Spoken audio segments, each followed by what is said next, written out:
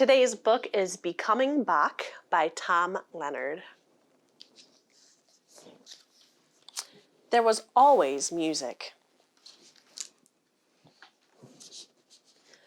Music was always being played. When it wasn't being played, I heard it in my head. My family had been musicians for over 200 years. In our part of Germany, musicians were called Bachs. I always wanted to be a Bach.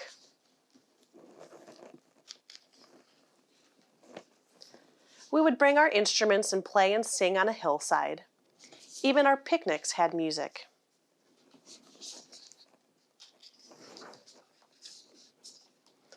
I learned to play the harpsichord, the trumpet, the violin, the flute, and the organ. And I sang in my strongest voice. After Mother and Father went to heaven, I needed to say things, but words weren't enough. I walked over 30 miles with my brother, Johann Jacob, to live with our oldest brother, Johann Christoph. He taught me music. I loved to copy music, but my brother hid the hard music from me. I found it when he was sleeping at night and copied it. All of it. The music made patterns on the page. The patterns made music when you played them. Patterns like the designs on my mother's dress. Patterns like the ripples on the surface of the river. New sounds, happy sounds, quiet sounds, yellow sounds, red sounds, blue sounds, all the sounds in my head. I needed to make patterns, so I wrote music, patterns of sound, patterns of invention, just 7 notes. Every note made a different sound.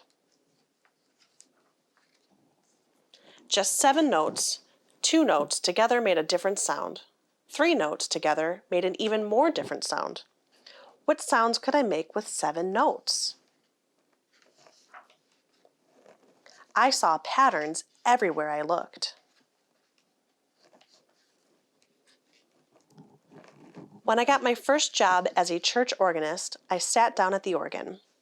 I looked at the massive pipes that seemed to rise up to heaven above, the manuals on the keyboards all lined up in black and white, the pedals on the pedal board beneath my feet.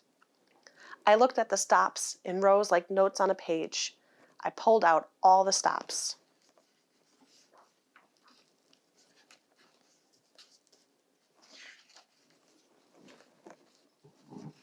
And I produced the largest sound possible, a sound that could be heard for miles. It was a mighty sound. It was a sound that would be heard forever. It was the sound in my head.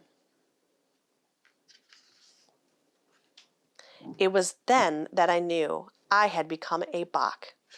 Johann Sebastian Bach. The end.